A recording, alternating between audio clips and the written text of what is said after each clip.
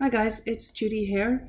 You will probably have seen by now that we have released BUGSY and the guys in the trading club are using it. And yeah, it's been going, this week it's actually been really good. Last week it was slow. I'll be honest with you, with BUGSY, last week was slow. And that's the thing, BUGSY setups are very easy to spot. They're very easy to spot, and when they go, and that's the beautiful thing about BUGSY. And generally speaking, when Pogo is a bit slow, BUGSY thrives. And we have a slow week for Pogo this week, but we've got a really good week for BUGSY. So what is BUGSY?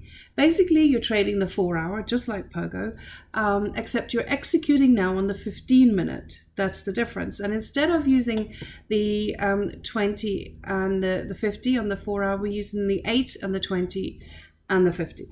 Okay, and then all we're needing is price to interact with the 8 and not the 20, like with Pogo. So here are the rules. 3 rules, just like Pogo. The 8, 20, and 50 need to be in order on the 4-hour. Okay, that's it. So here you've got like 8, 20, and 50, and they need to be pointing down or they need to be pointing up for an uptrend or downtrend, not sideways. It cannot be if maybe is it possibly, it's absolutely got to be categoric. It's going up or it's going down. Okay. You know, I've said that you can go 2 cycles. You know, wait for 2 cycles and price to come back and interact with the 8. I have to admit though, guys, I've been doing it on the first cycle and getting in, and it working. So if you want to be extra cautious, you can use 2 cycles. That's fine.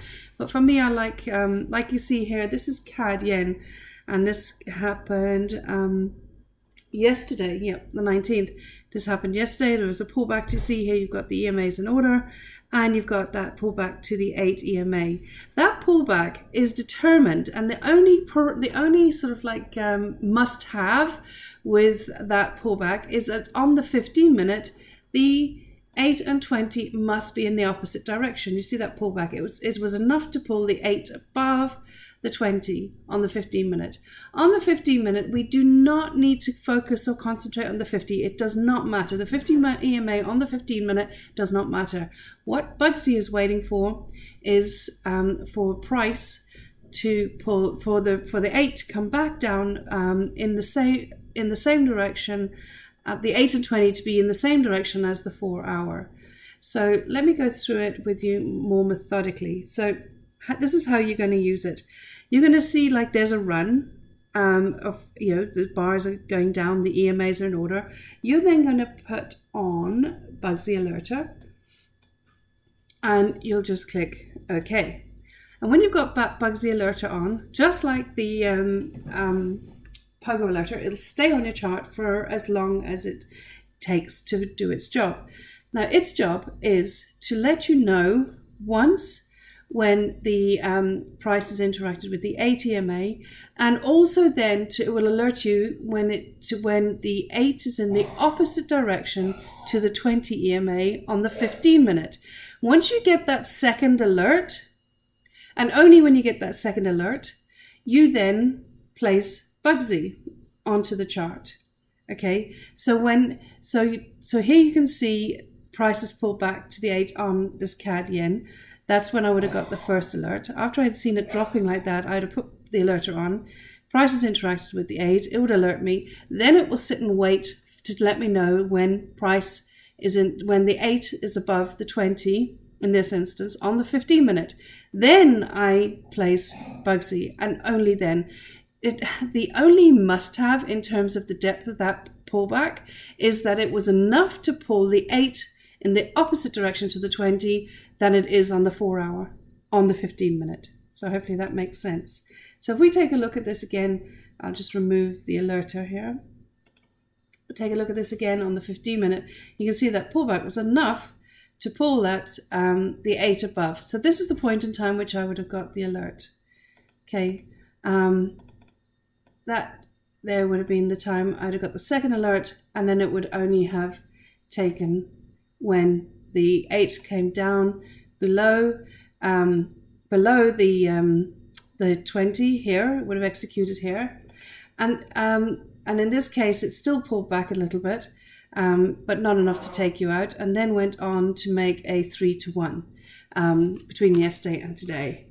Okay, so so it won't exit. You won't put BUGSY on until you get the second alert to notify you that not only has the price interact with the 8 EMA, but also it's pulled the EMA in the opposite direction to the 4-hour, and therefore you put BUGSY on, and BUGSY will only execute when the 8 drops below the 20, and it will execute a trade.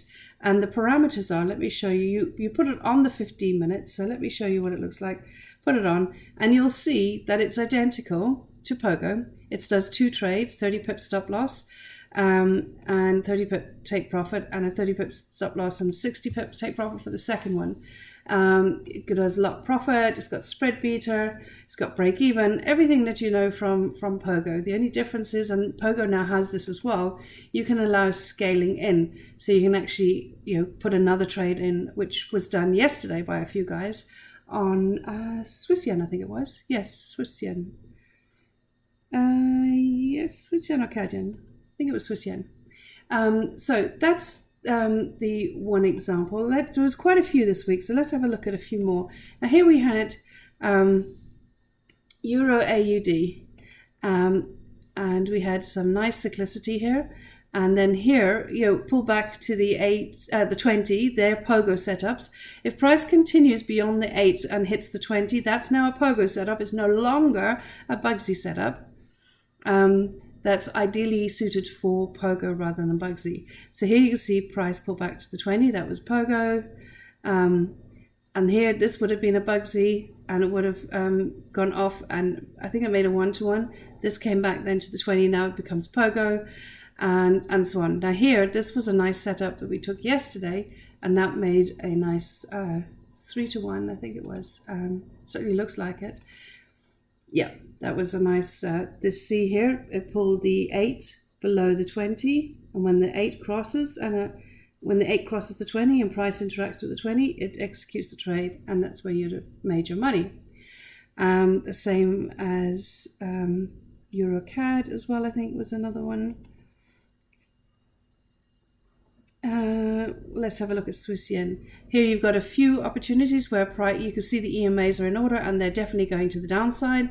You've got a pullback, a pullback, a pullback. Each of those would have been alerted, and you'd have been alerted that the EMAs are in the opposite direction as well. So let's have a look. So here you can see that price pullback, pull the 8 above the 20, and that's the time you'd have placed Pogo. This is where it would have executed here. That's where it would have executed, and as you can see, you would have made, you would have made your 3% down to here, around about here. Okay, then you've got another setup here. You've got to see where the second pullback up to the 8 above the 20, and this is where it would have executed here on that point there, and you would have got another, well, you've got another 1% by that stage, and you probably, yes, if you've gone to break even, you'd be kicked out now. So you got 1% on that one. And then again, here is another trade. Invariably, it does pull back. The first few bars, it pulls back further invariably, but don't worry about that. And then you've got another 1% there. And the beauty of the scaling in option, once you've locked in the first trade, and your second trade is at break even and running on, you can then scale in, and BUGSY is fantastic for scaling in. So that's Swiss yen. USD CAD as well. We had a couple of good runs on that one. This was a nice one here. This is a nice setup here on. It would have interacted with the 8. It did not interact with the 20, so it still remained a BUGSY setup. And that got, let's see, where did that get us? See there, it would have pulled the 8 below this when you got in, so this is where it would have executed here, and it would have got easily a 3-to-1 as well. Aussie yen is another one. There's a couple of there's 3 setups in the past since the 17th, so in the past week there's been 3 setups, and now that we wait for this to come back up. So now I would have alerter, BUGSY alerter on, waiting for it to interact again with the 8. But here there were 3. Let's take a look at the 15-minute. And you'll see that the pullback was enough to pull the 8 above the 20 in the opposite direction of the 4-hour. Again, we don't care about the 50 EMA on the 15-minute. We only care about the 50 EMA on the 4-hour. And then Pogo executes the moment the 8 crosses over the 20 to be in the same order as on the 4-hour. That's when, and price interacts with the 8. That's when Pogo executes. Oh, sorry, BUGSY executes. And again, it goes into a bit of the red, but it comes back down and giving you a 3-to-1.